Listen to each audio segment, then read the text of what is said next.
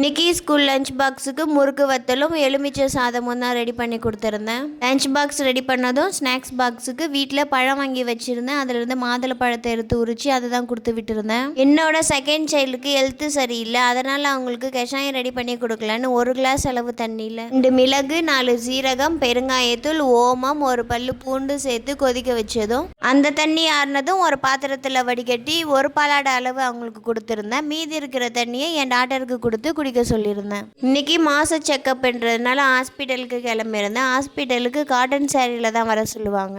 Checkup முடிச்சு வீட்டுக்கு வர்றதுக்கு எப்படியும் அரை நாள் ஆயிடும்னுட்டு போகும்போதே ஆப்பிள் ஜூஸ் போட்டு எடுத்துன்னு போயிட்டேன், அங்கே போய் குடிக்கிறதுக்காக. ப்ரெக்னென்சி டைமில் நம்மளோட பேபியோட மூமெண்ட்டு 5 மந்த்துக்கு அப்புறம் தெரிய ஆரம்பிக்கும். 7 மந்த்துக்கு அப்புறம் ஸ்கின்னுக்கு வெளியிலே தெரிய ஆரம்பிக்கும். ப்ரெக்னென்சி மந்த்லி செக்கப்பில் BP, sugar, thyroid, HB level, urine test, blood test எல்லாமே நார்மலாக இருக்குன்னு செக் பண்ணிக்கணும்.